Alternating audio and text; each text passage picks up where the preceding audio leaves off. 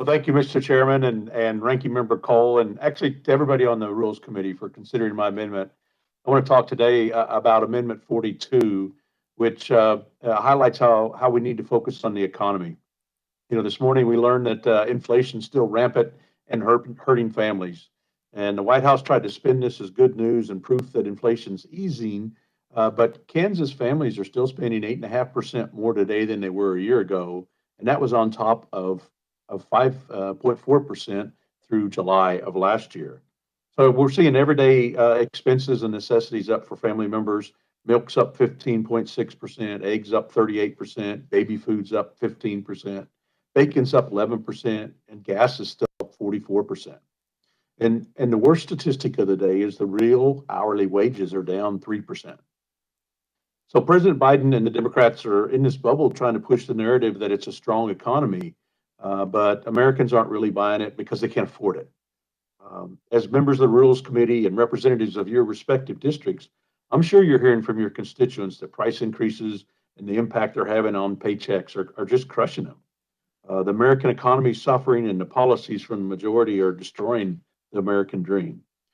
So in response, now the House is going to consider this highly partisan bill that doubles down on the bad policies that got us here, more spending on these bad priorities.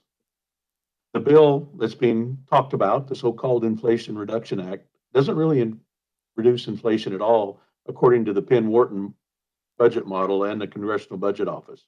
Instead, it increases taxes, increases spending, and continues to increase inflation and hamstring the economy. So how do we make that better? How can we actually improve the lives of Kansans and Americans across the country? We can start with some bipartisan common sense amendment like the one I'm introducing today, Amendment number 42. My amendment's a temporary extension of the Research and Development Expensing Tax Credit through the end of 2025. Research and development's key for short-term and long-term economic growth in the country, and immediate expensing of R&D costs will boost the R&D here in the United States.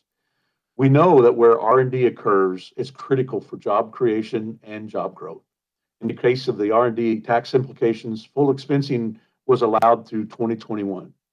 However, starting this year, businesses will be required to spread out or amortize those expenses over a 5-year period for domestic R&D or 15 years for foreign R&D.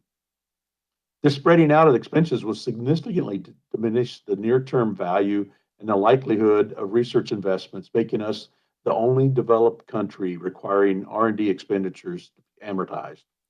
When compared to the leading markets around the world, the United States ranks 26th out of 36 for the value of our R&D tax incentives.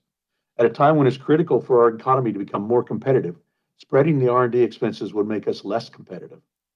In 2020, the Tax Foundation said immediate expensing of all investments, including R&D expensing, is the #1 federal reform that Congress can make to encourage economic recovery after COVID-19. I've introduced and reintroduced a bill with Democratic Congressman John Larson from Connecticut, the American Innovation and Competitiveness Act, to allow companies to immediately expense R&D permanently. While I believe we should move towards a permanent solution, my amendment today would at least provide some certainty to American job creators, innovators, and workers for the next few years.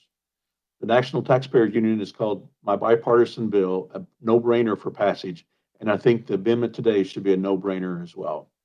Today's R&D dollars create tomorrow's jobs, and we need to keep R&D dollars inside our country where we can help strengthen the American businesses, workers, and our economy, and help create more jobs for Americans.